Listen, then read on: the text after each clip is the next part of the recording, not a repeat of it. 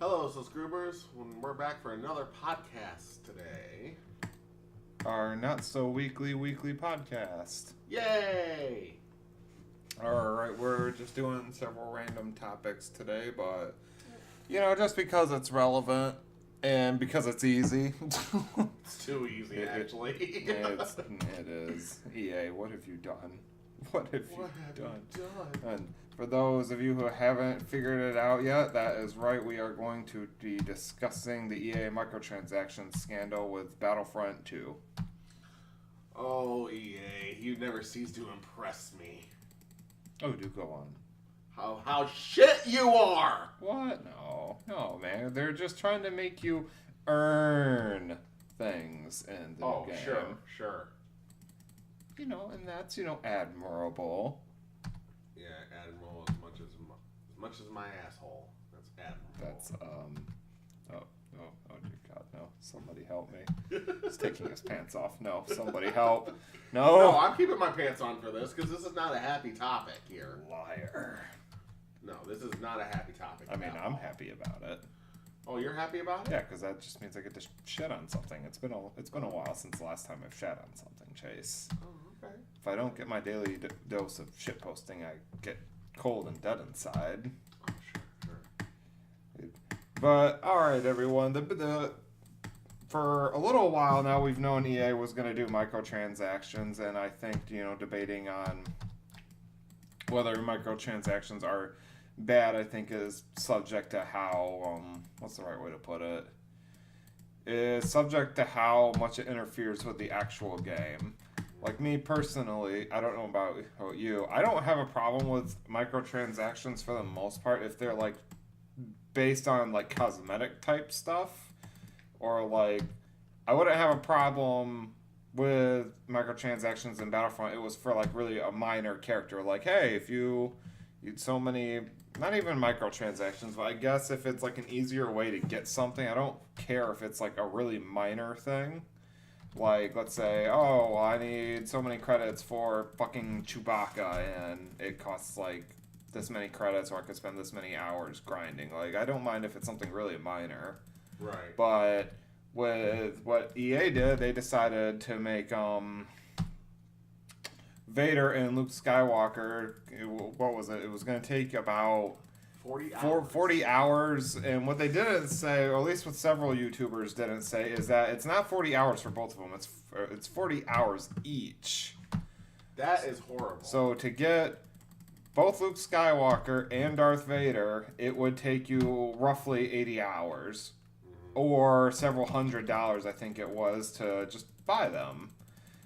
Now, like I said, if it was for really minor characters, I personally wouldn't care, really. Or if it was like, hey, you want to unlock a different Stormtrooper outfit, like $3, like that's fine. I don't have a problem with games that do that when it's on a minor basis level. But you can't do that with basically the staple point of Star Wars. Like, you can't do that. You really can't, because those are two iconic characters. It just doesn't make no sense why you would put them so far behind so that people will play the game longer. But that's understandable. But 40 hours? Yeah, it's excessive, and especially the reasoning they gave behind it. Which is if anyone is interested, you can find it on Reddit. It's now the most downvoted post of all time, I think, at this point. But I'm not going to really talk about it. Like, if you want to find out more about that, you can just look it up. Yep. But it was more or less saying, like, we want our players to feel confident about earning these prolific characters. And it's like, but you don't feel any... If you are a grindy person, like I'm a grindy person, for instance, I'm playing Diablo 3 right now, which is a very grindy, heavy game. Yeah. And I would much rather earn my stuff, because unlike most baby gamers nowadays, and by baby I mean you're still like only 10, 15 years old, gamers now are more used to things just being handed to them. Yes. I remember when I would have to grind for hours, days to get something worthwhile in like an RPG type game. Now I know the Battlefront is not an RPG game, and that's not what I'm saying. But what I'm saying is, it feels better to earn something compared to, Mom, can I borrow $200 to unlock Darth Vader? Yeah, that is kind of ridiculous. I mean, if you're going to make it so that people can buy the character and stuff, do a reasonable price. That is ridiculous that you have to spend over $100 to play as one of your favorite characters. Yeah. That is complete and utter bullshit. Oh, no, it's really, really, really bad. And, like, the best part about it is, too, well, even for the people who are like, yeah, I kind of want to just grind for this. I don't really want to spend my money. It doesn't affect me. But, in a lot of cases, I see people play, well, it's just optional. You don't have to buy it. It's not affecting your gameplay. I'm sorry, but let's say I spend the $40 or whatever to get Vader, right? Or not the $40. 40 hours grinding to get Vader, 40 hours of gameplay. Let's say I do that 40 hours, right? Mm-hmm. And I meet someone who has Vader too. I'm like, oh, cool. You went and spent that 40 hours too? Oh, it feels pretty good, doesn't it? No, I just spent the money for it. You're not going to feel good about that. You're going to feel like shit. Mm-hmm. Like, there's nothing satisfying about someone spending their money just to unlock a character, unless if it's something really small. Exactly. With microtransactions and stuff like that, sometimes they are really harmless in the way they do it, because they don't make it a real focal point. Like with Mortal Kombat X, they have where you can, pay to have the easy fatalities. That's not really needed. No, so it's just it's annoying. just there it's annoying, but it doesn't really affect anything because you don't have to really earn to learn the fatalities. You can look them up yourself if you really want to, or try it out like that. But this is kind of ridiculous when you get to the point, like, I mean, I guess it's nice the fact that they're trying to make the gameplay last longer and stuff with 40 hours and stuff like that. But I have a feeling that people are going to start getting drained by this game by the point they try to even play 40 hours to get Darth Vader or whatever. Yeah, like, I mean, me personally, and we can't speak of this from a gameplay perspective because we don't have the game. I don't think either of us planning on buying the game. Not as of right now with all the shit that's going on. I would be interested in renting it just to see. Yeah, absolutely. But, now they did go ahead and announce, I don't know if it was the next day, they did go ahead and announce that they are going to reduce, like, the overall credit cost or whatever by 75%. So now it's, like, significantly easier to get those characters, and, that's good, but you shouldn't feel good about this if you are still playing the game, because now, instead of the narrative EA being a bad guy, it's going to go full circle and be like, oh, but EA didn't have to reduce the credit cost. Yeah, now, see, EA knew what they were doing with this. Now they're doing that to try to get people on their side. Well, at least they did the cost. The fact that they tried to pull that shit in the first place is a giant fuck you to any gamer out there. Yeah, and I think one of the community managers, what did they say? They were like something, one of them on Twitter made a statement more along the lines less of people think that they can make a better game or whatever, and that was filled with a lot of backlashes to be expected. And then there's the other shit, obviously, with the Reddit response. It's pretty just overall ridiculous. And to make things worse, like as big of a problem as this is, and it is a problem, these developers are getting death threats, and they don't deserve that. It's childish, it's ridiculous to make death threats about it. Even though I'm very pissed off about this kind of shit, no, I do not think that you need to do death threats to the developers. What you need to do is, if you don't like the shit that you're doing, I'll give you a good idea, okay? Don't buy the fucking game. Yeah, but dude, see, this is what I was kind of alluding to a little bit, like earlier when I was talking about how, like, some of the videos we watched about this recently, some of the YouTube videos,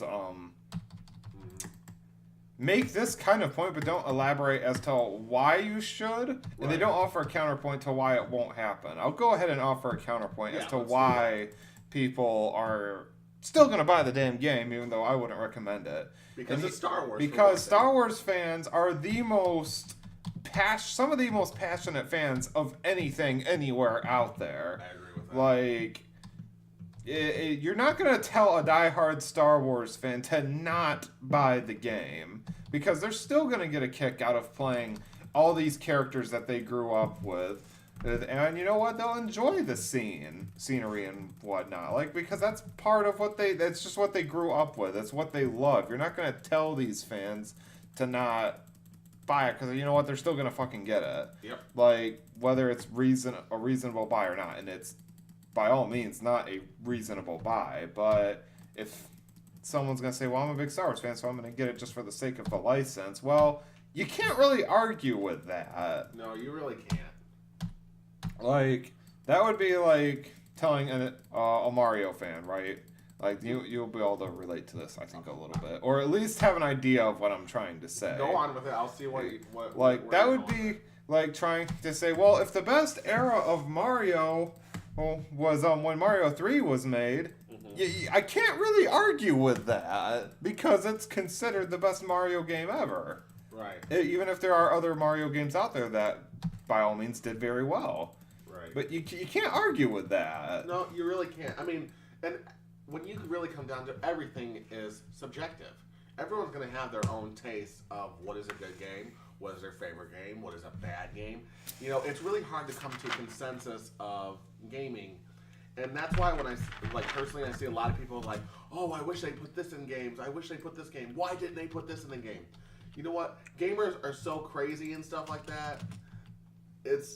It'll be hard to implement everything that what every gamer wants. Yeah, like... you're going to have some flaws in every game. Even with Mario 3, is my favorite all-time game. Do I still see flaws in it? Yes. Well, yeah, there's flaws in a lot of games. Like Witcher 3, I consider to be... Well, it is my favorite game of all time, but I consider it to be the greatest RPG of all time. And I can write you a whole list of things I personally would have changed about it, but that doesn't take away the fact that it's a great game. Right. But, exactly. And at least with the Star Wars, the Star Wars microtransactions, why is it a problem? Is because... They keep pushing it down our throats. Oh, oops, I gotta respond to a little message here. To me, it really looks like that they're pushing it down our throats now. It's not really becoming, oh, it's here if you want it.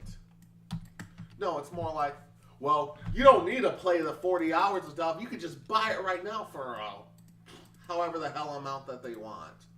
And, I get that the game does, go through a lot of production and it does cost a lot of money.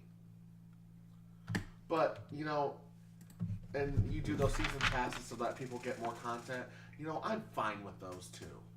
I did not like season passes were overpriced. Well, we kind of alluded to this, I think, a little bit in our last podcast. We did. But the thing with season passes is it's so utterly subjective to the type of game and whether it's going to be worth the price or not. Absolutely. Like, for instance, if you bought the season pass when Borderlands 2 came out, you were the smartest fucking person in the world, because they came out with, I think, like 4 DLC Story Quest DLC content. I think 6 or 7 really minor story DLC content and 2 character DLC. That's I think almost $200 worth of content right there. And you only spent like $20-30 for the season pass. That's the fucking steal. And another example I'll use from the Nintendo side is Mario Kart 8. When that came out on the Wii U, they brought it wasn't really a season pass, but it was DLC, and they had a package together where you get 6 new characters, 8 new vehicles, and 16 new tracks. So before Deluxe came out, right? It had 32 tracks. So we're talking about half of the content more.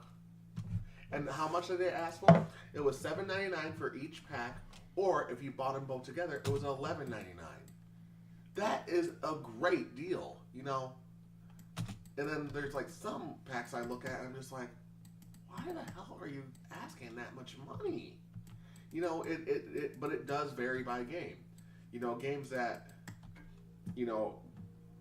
could use it more of the DLC and like has bigger packs, then sure, it would probably be worth the money. And then there's just some that are so expensive, you're just like, am I really getting worth anything here? Yeah, or like for a good example, let's say for those who are asking me about should I get the what is it, the fucking Fire Emblem Warriors deal season pass. Yes, you should. Lucina's getting a wedding dress costume. Get it now. Buy it. But getting back to why microtransactions like this are bad for games, which is I think a lot of YouTubers aren't talking about it, or people in general, is it completely takes away the sense of accomplishment you get from getting something in a game. Let's be real. Like in a game like a shooter or an RPG, you unlock something that's like pretty cool or like just takes forever to get, you feel really good about it. Especially if it's like something awesome. Like Darth fucking Vader. Like, who wouldn't want to play as him? He's the most iconic Star Wars character there is. Yep. And to make it take 40 hours, like I'm okay with games like taking a while to get their stuff out or to earn stuff. That's fine. I'm not saying there shouldn't be a grind, but 40 hours just to play a goddamn character, like, no.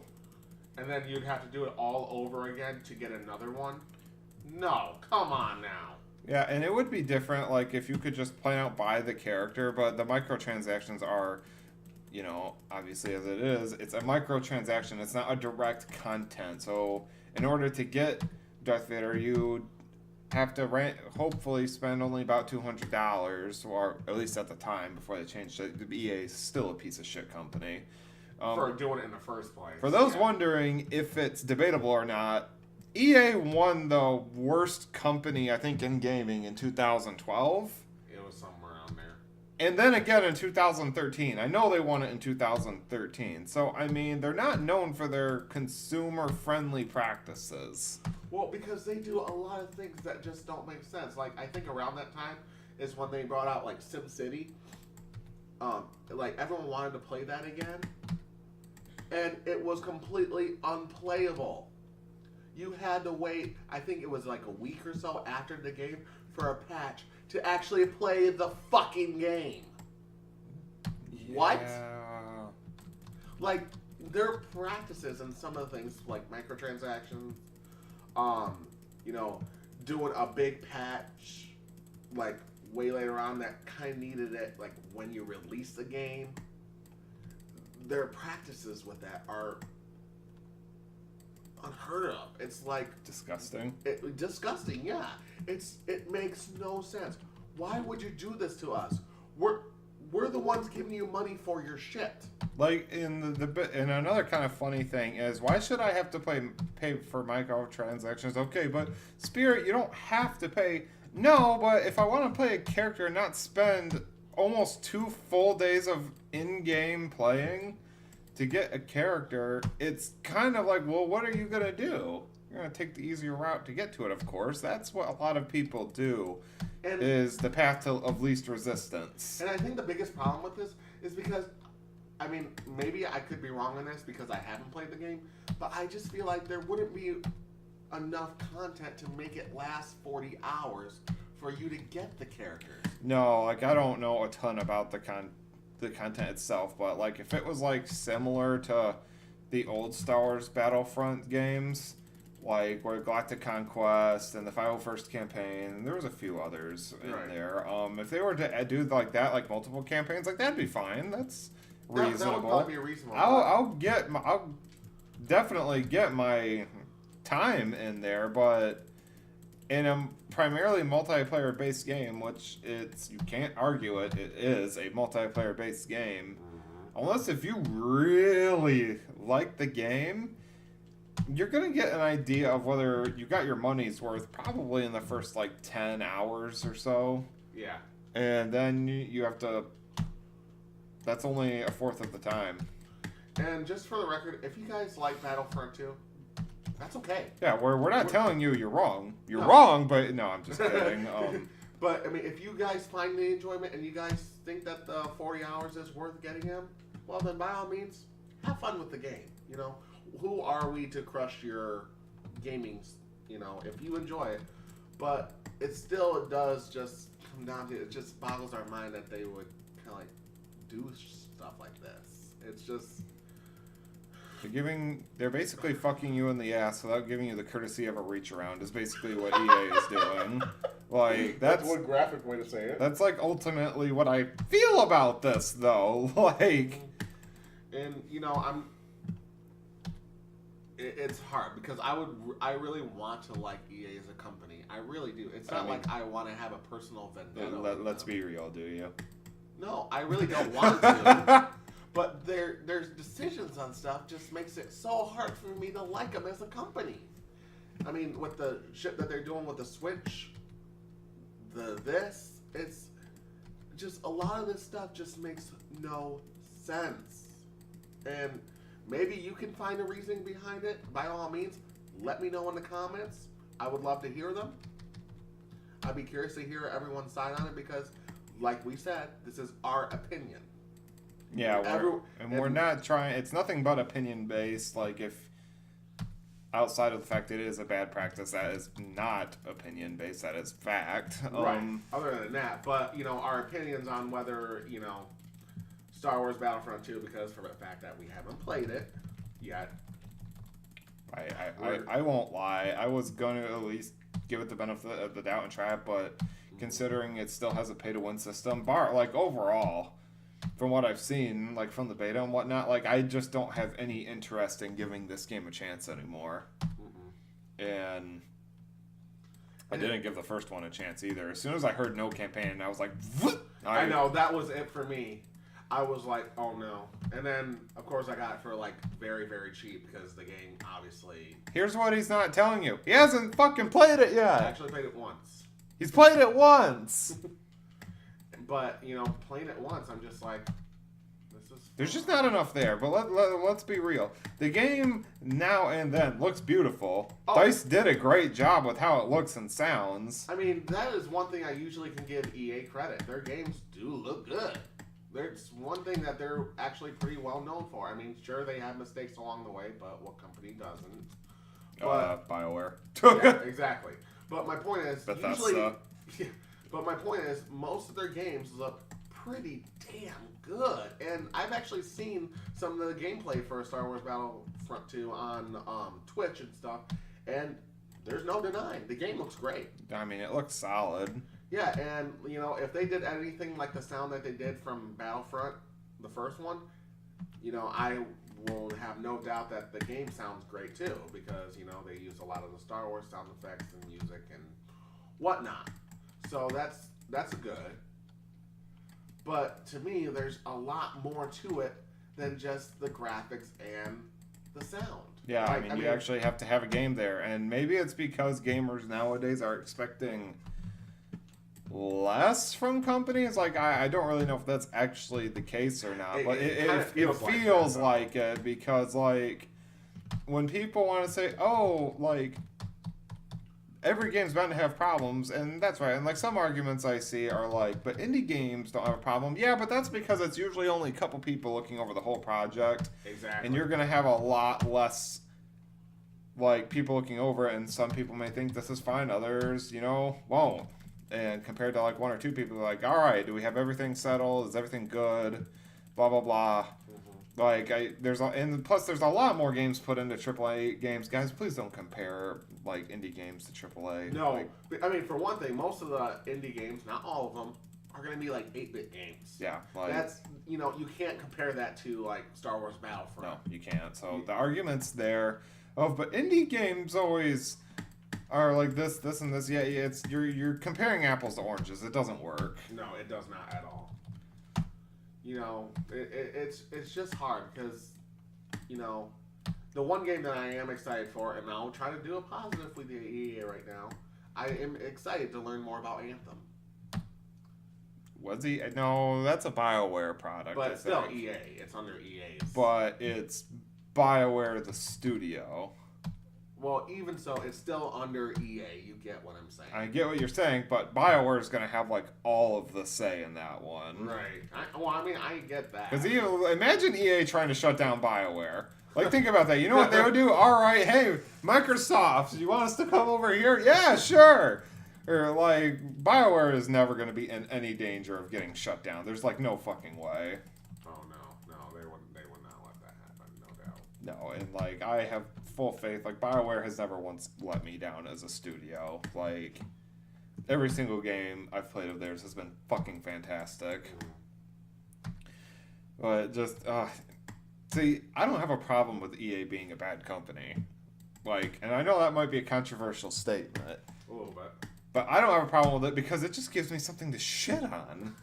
Like, I mean, someone's let's be real. It's fun taking a shit on EA's day and just looking at the sheer incompetence of their business practices. Mm-hmm. Like, and the best part is, like, this is I don't think I've mentioned this yet. But do you know what they were trying to do with their pre-orders? What? On their website, you used to be able to like take away your pre-order, right? Get your money back. You can't do that anymore.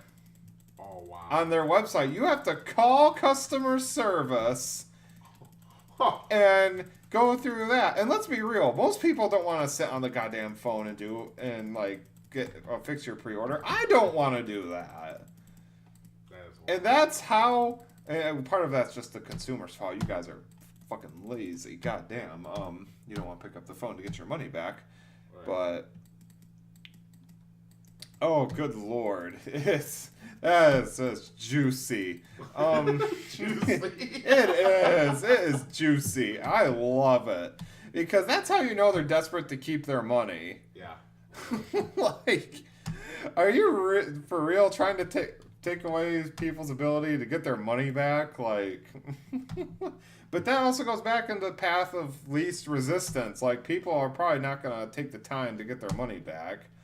But the fact that they got so many pre-orders refunded, like, because of this scandal, that is great. That is hilarious. That's when you know you fucked up.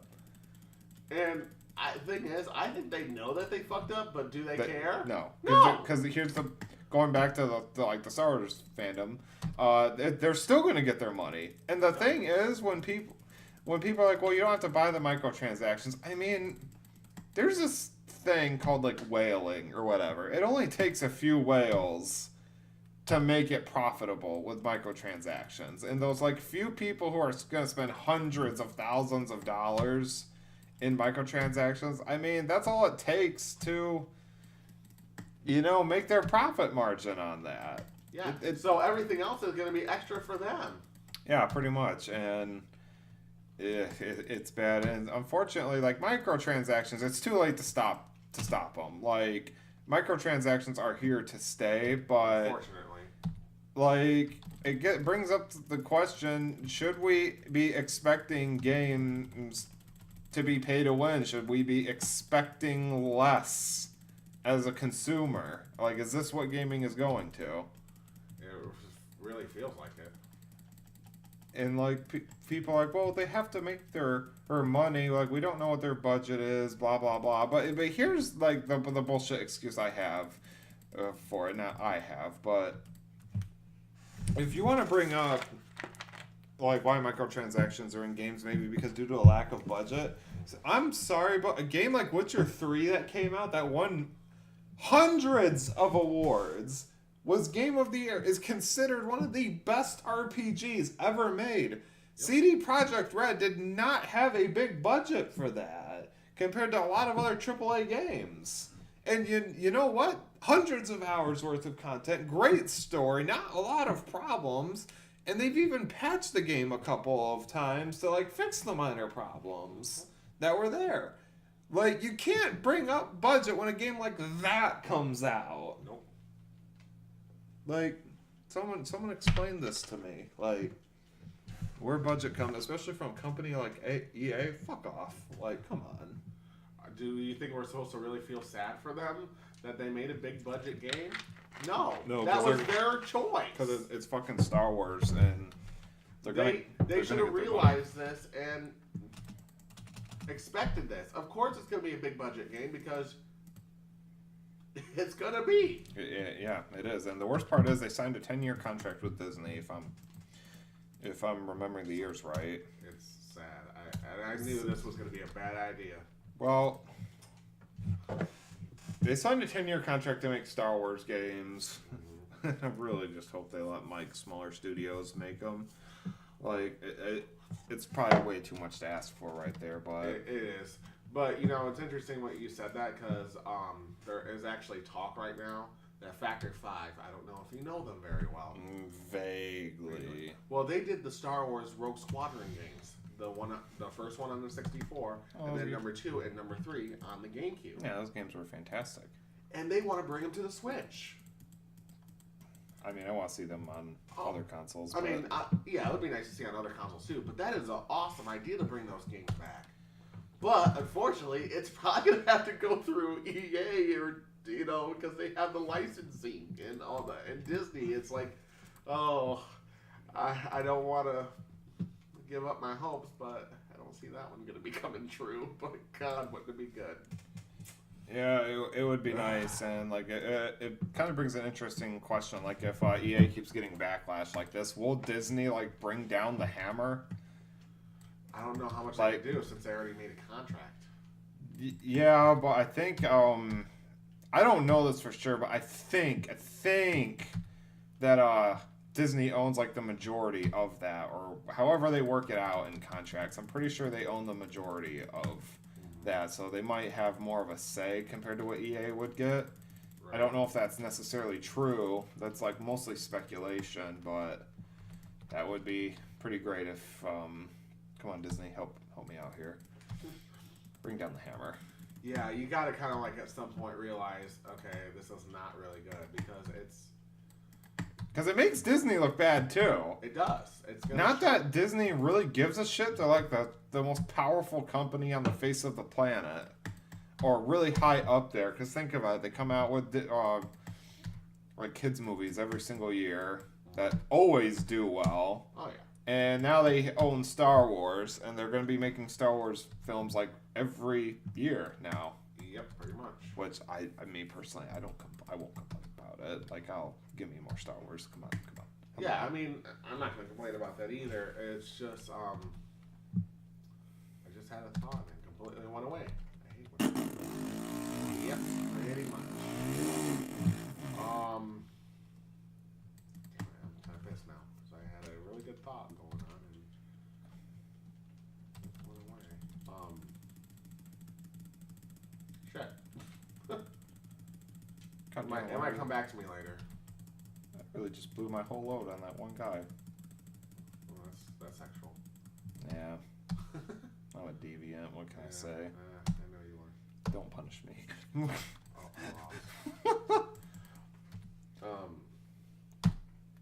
Just, I don't know. I expect more from my games. Maybe that's just me.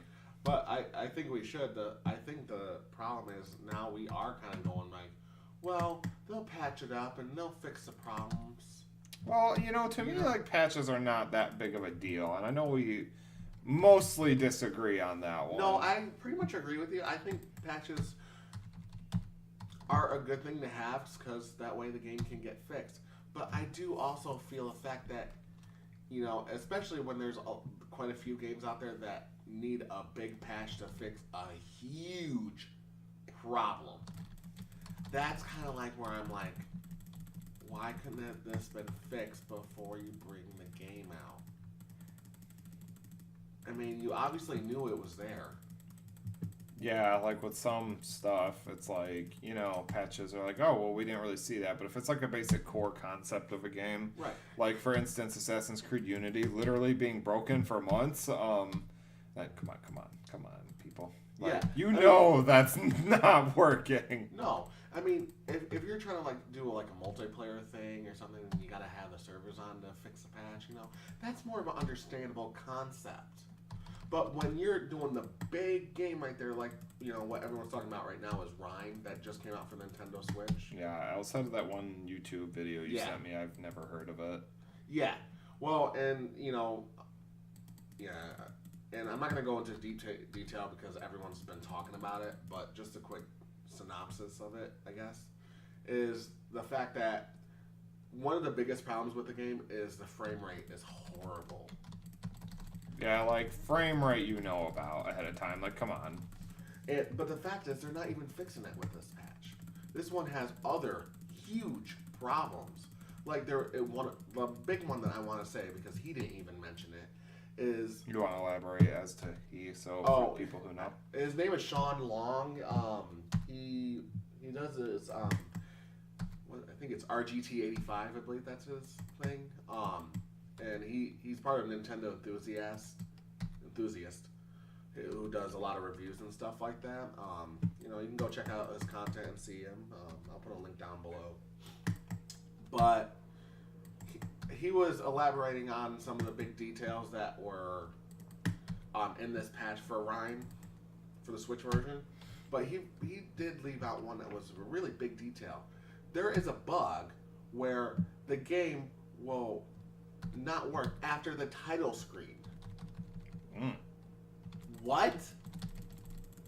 How in the hell did you not think that was a good idea to fix before you released the game? What? That's pretty egregious. See, that's where my patching problems are. It's not necessarily I have a problem with patching, because patching does help games. It makes them better experiences. That is a good thing. But when you have shit like that happen, and Unity, for another, like you said, those are big problems that need to be fixed before you bring the fucking game out for us to enjoy. And the problem with this is, as he also said in the video, that not everyone does have internet connectivity. And especially with the Switch, more kids are probably going to have this. I mean, though, I think more of the ratio is actually adults having the Switch more, which is kind of interesting. But kids that have that who don't really have an internet connection, I mean, they get that game. On a complete side point, though, is it like really that interesting? Like, kids don't really know what games they really want for the Switch yet, and the adults are people who are hardcore Nintendo fans who have known, like, hey, I'm gonna get this. But I'm just using this as an example. But yeah, exactly. But okay, so let's say I have a kid and I don't have an internet connection, and I got him Rhyme because I heard it was really good on other consoles. So the Switch version can't be that bad, right? And I give it to him, no internet connectivity, and as soon as the game loads, hey, Chaser Jr., how's the game? Well, Daddy, it's not working. Nani? Like, what? What do you mean it's not working? I just bought it. Fuck you mean it's not working, you little shit? Did you already break it, you motherfucker? No, but the game is broken. Like, you go to the title screen and then it's broken.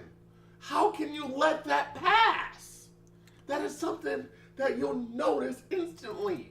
And you're going to release it and make people pay more for this version than the others?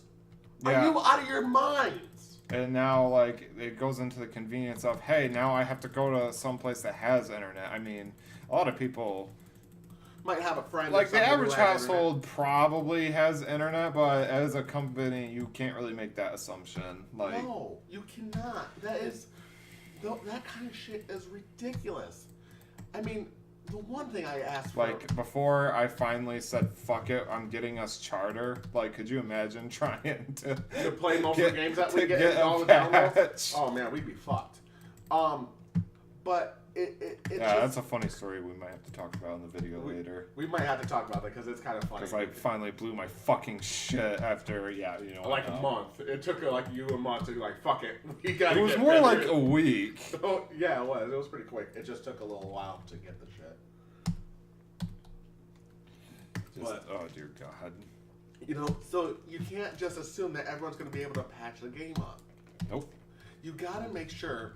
The one thing I ask for companies, the one thing I can say, and I think everyone can agree with this. Mario Sunshine! Just make sure your game fucking works, okay? I understand the game is never going to be perfect. You're always going to have to fix something. I get that. I totally do. No game is going to ever be flawless. What's your 3? Oh, no, I'm just kidding.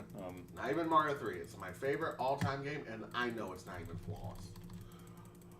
The thing is, though, please, for the love of God, make sure the game fucking works from beginning to end.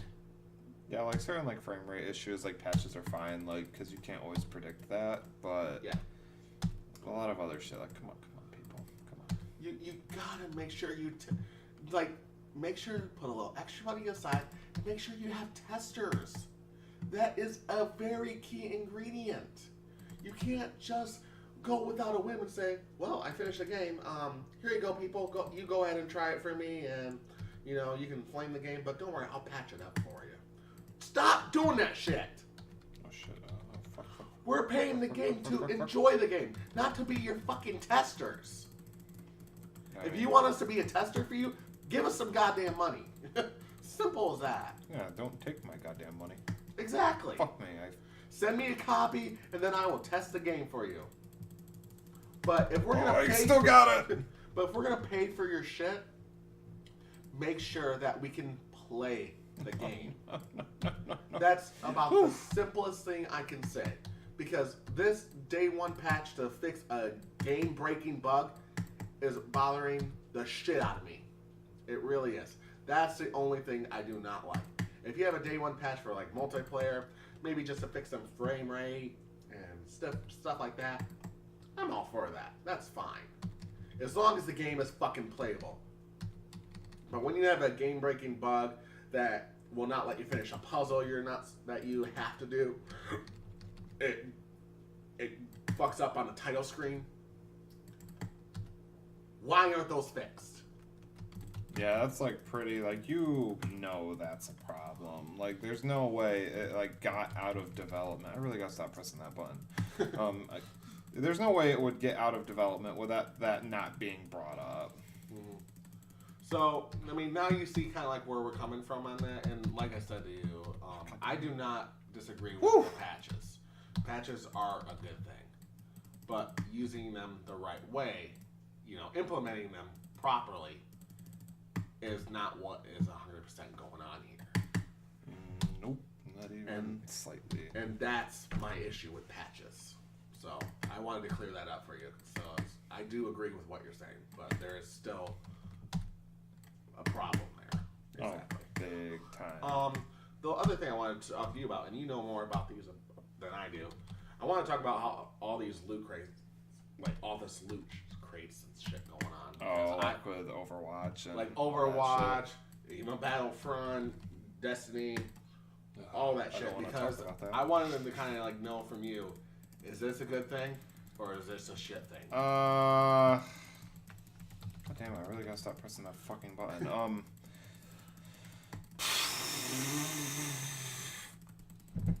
I'm probably not the best person to ask that one. I am very in between. I think my thing is I don't play a lot of games that have that other than Overwatch, but I don't really play Overwatch anymore. Well, you had Destiny. We're not talking about Destiny. Well, I mean, it's an example. We're not talking about Destiny. Feeling really emotional right now. I appreciate it if you stop fucking with me. I mean, I think that's it's a really up to the individual to decide. I mean, I guess with Overwatch it wasn't that bad, but I would rather, like, for instance, they did it with like character skins and you could get like emotes and shit, like kind of minor stuff. I guess with Overwatch, I hated it. I won't lie. I really fucking hated it. Because it would take, like, I only played one character. I played Diva. She's a tank character, and she was by far my favorite character. I don't remember, because it's been so long since, like, the last time. At one point, I had all of the skins for her. But I would rather just buy the individual skins than earn loot boxes by leveling up. Which, as you know, with typical most games, early on you level up pretty quick, and then it takes longer and longer and longer. So that's usually how it goes. And it's with the loot boxes, it's just a random chance thing. It's not like even you have a higher percentage to get certain loot with certain characters, like depending on how much you play with that character. That's not how it works. It's completely random, and that's what I fucking hate about it.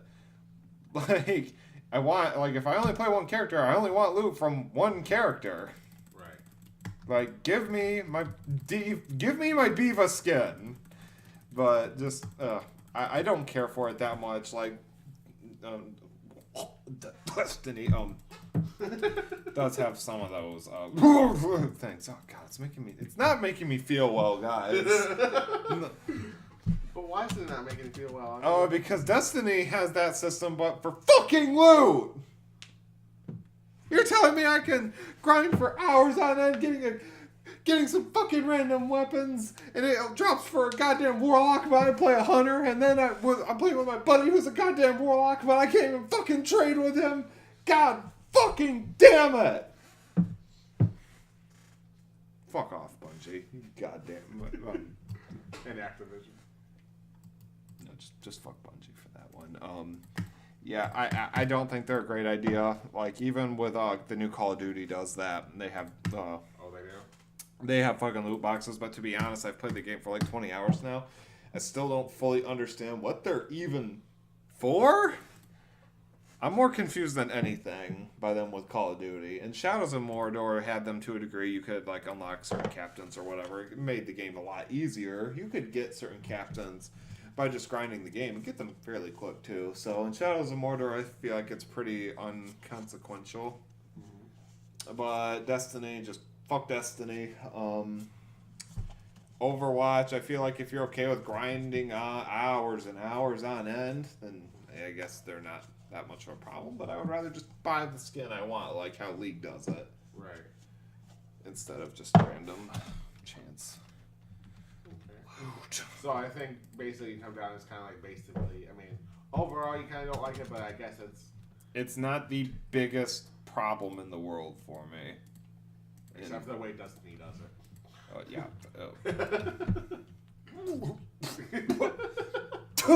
You okay? Oh, God. Oh, you got a little bit of shit in your mouth there? Getting blood pressure is just boiling. Fuck! Just, I don't think I'm going to make it through the rest of this podcast. A little shit in your mouth there? I don't know. Death and despair, more like it. Okay. Well, let's try to get on some more happy topics about gaming, because it seems like that we kind of made this more into a rage video. I mean, it's totally did we make it into a rage video, or was it me making it into a rage video? Or it could be just EA. I'll blame it on EA. It's easier to blame EA, it's all your fault. Fuck you, EA. You goddamn cucks. Horse-cocks. Horse-cock. No, dear God. That's so, what is something happy that we can talk about? Oh. We can talk about some of our favorite games. We haven't actually really discussed our favorite games. Yeah, let's do some more personal talk about our gaming. Well, why don't you lead it off, since I've been kind of leading the part of this podcast, so why don't you talk about a couple of your favorite games quick? Well, obviously, one of my favorites everyone should know is Mario 3. It's just, the game is just so much damn fun to me, and how big that game was for the NES, it was mind-blowing. It really was. And just how different the worlds were, and then especially when you got to World 4, which is my personal favorite, and a lot of people's favorites, Giant World. That was just fucking awesome to go there. And there's quite a few times I play that game, and I just warp right to World 4 because that's where I like to play. Unless I'm trying to speed run it and beat it as fast as I can, which my record right now is about 15 minutes. Not too bad. I really don't like the idea of speed runs. I know that's a really minor, random side note, but I really don't like speed runs. Yeah, I understand, but I like to try to see how fast I can actually beat it. I just feel like it takes away value from the game, but that's just me. But anyway, what else? Some of my other favorites. Ooh. Oh, like, what makes Mario 3 special? How about that? That's a better question. Why is Mario 3 your favorite game? What makes it special is it was the first time that, like Mario really branched out. With Mario 1, it was, a staple. It showed what it could do because it was ahead of its time too, because a lot of games were using very little colors and very just small shapes here and there, like asteroids, Pong, and other things. And then Mario just blew people's minds because it just wow, they did so much for this game. It's like full color, like all the sprites were detailed for the time. It was crazy to see back then. You know, kind of like how a lot of games now, graphically, you know, are getting more realistic. You know, it's the same kind of touch. Look at this water. Exactly. Look at this H2O. Exactly. Look at the H2O. And then Mario 3 came out, and then you just didn't think it could get better. I mean, don't get me wrong, Mario 2 was a good game, but it didn't really branch out anything big on a scale. It was just a good game.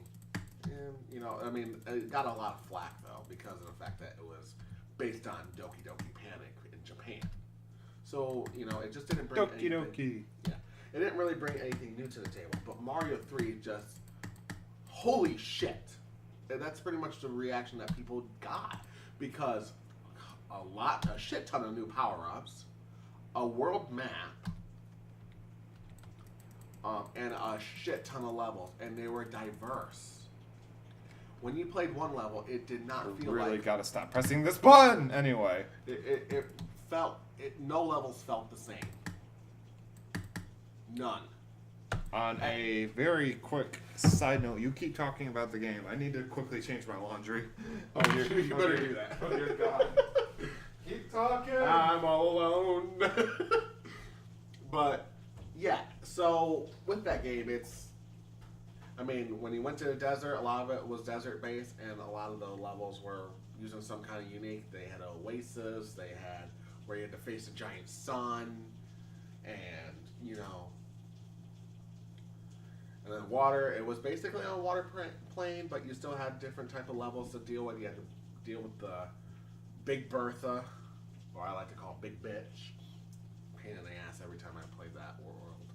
And then you got to use a frog suit so you can swim better in the levels. And then, obviously, World 4, and then World 5. It started kind of like more like a grassland, but then you went up to the sky.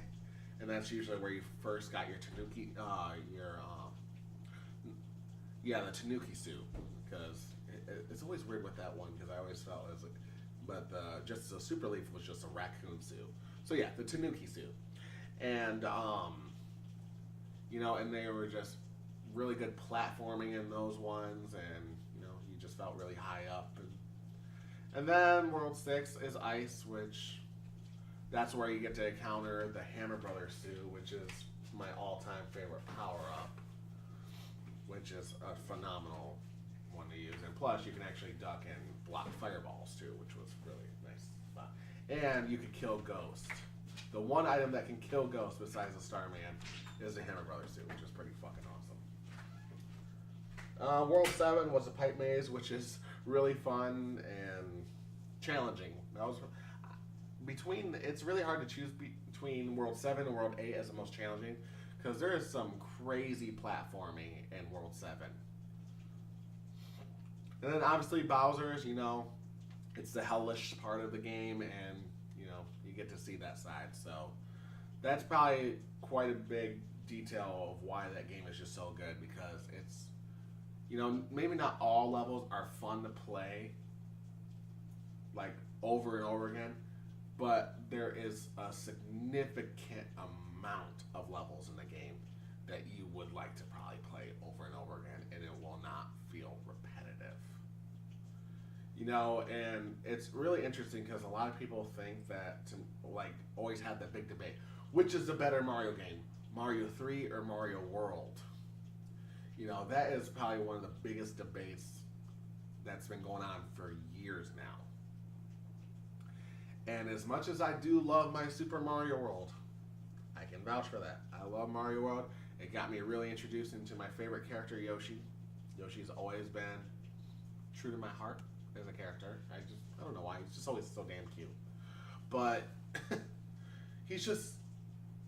with Mario World, it didn't, to me personally, it just didn't feel as diverse. I mean, the level design was really good, and the music was really good too. But the problem to me is the fact that a lot of the levels felt like they were cut from the same cloth when you look at it.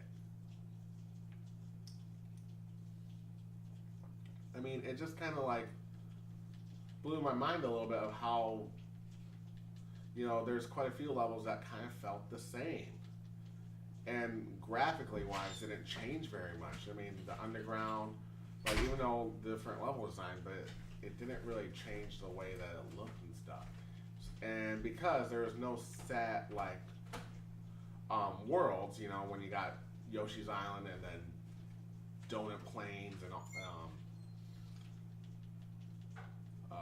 Chocolate Island and all those, they really didn't feel diverse.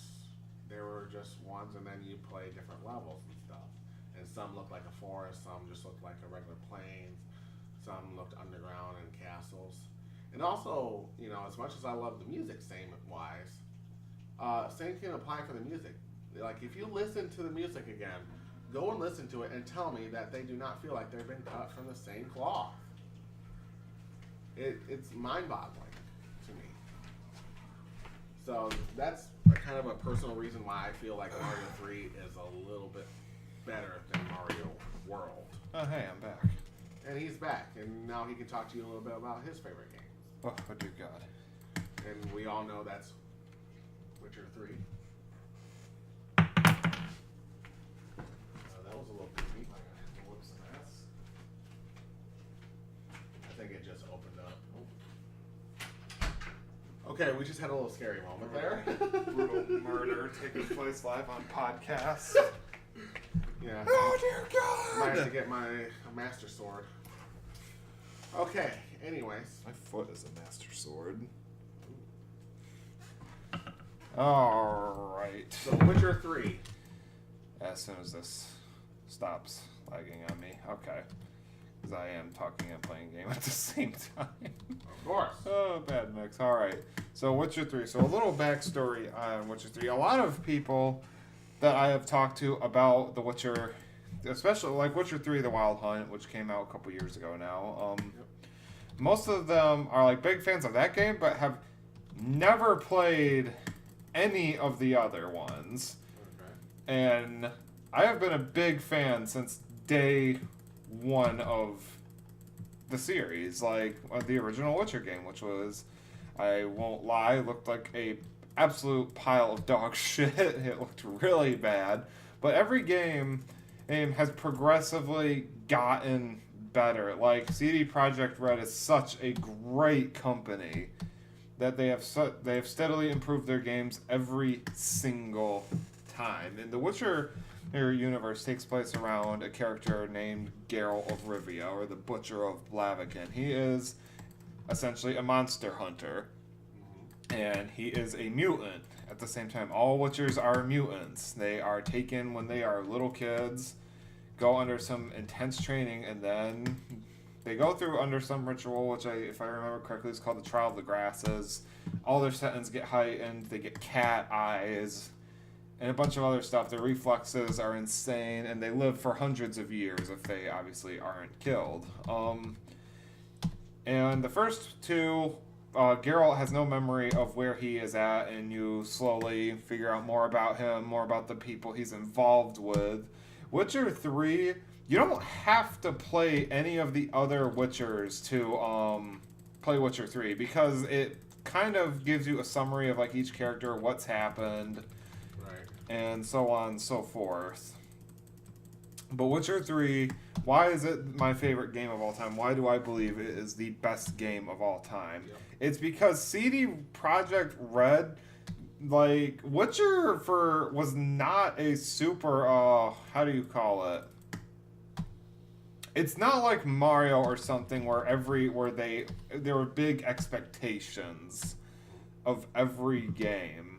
The Witcher franchise did not have that. Like, they were decently popular. It wasn't very popular with one. So, like, alright, there's no way we're going to get a second one. Witcher 2 comes out. It got, pretty popular, but it wasn't, like, super well known. Right. And Witcher 3 came out. It wins Game of the Year, wins hundreds of awards. Yes, it did. How does that happen?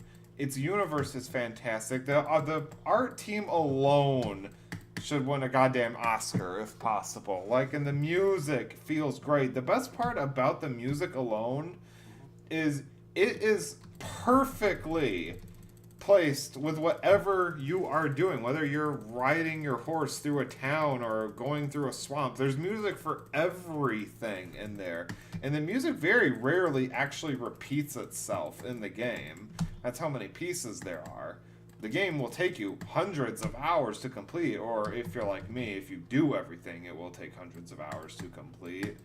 But the best part is every quest feels so unique and rewarding. Like, you get so much. Like, never before have I played a game, right? Let's say at the very beginning of the game, where I run into a random innkeeper, do a small quest. All right, you're like, all right, I'm never gonna see them again. Only like in the last area of the game to come across that barkeeper again, who just freaks out by seeing you. Like, a game. I've never played a game that does that. It's so special, and all the characters are super.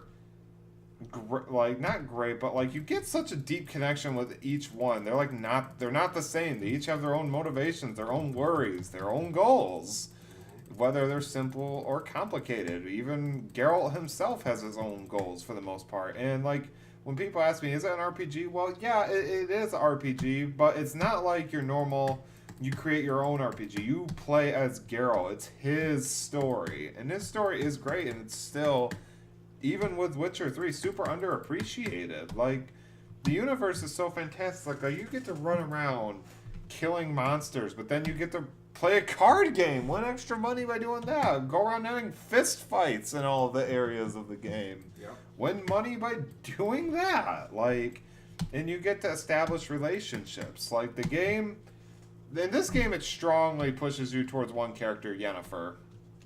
I don't like Yennefer. She's a bitch. She's nuts. But the game strongly wants you to obviously be with this character, because that's what Geralt, wants or whatever. Geralt, you have terrible taste, my man. But the great part about that, like, my biggest worry about the game was, alright, it's gonna make me be with Yennefer, but it doesn't make you be with her. You actually get to choose who you want to be with in the end. It gives you that freedom. And like, for me, who's played, since day one, I'm a big Triss Merigold fan. I loved her in the first game, loved her in the second, and she was my final ending for the last game. Like, I want to be with who I started my Witcher universe with. Sure. And it gives you such a deep personal connection, like, with Geralt and his friends, especially his daughter, Ciri. Like, there are some big heartfelt moments in those games that, like, one moment, I'm not going to spoil it for anyone, I'll leave it to you in the comments below if you want to try and guess, actually made me tear up a bit, because it hits like a truck, especially if you've played all three games, so you understand the importance of a certain, event in the game. And never before has a game really been able to do that. Like, maybe with, the only comparison I can think of is maybe with, what was it? With Gears of War 3, when Dominic dies, like, if you played all three games up to that point, you're like, damn, this kind of sucks, but it wasn't like a big, like, oh no, Dom died.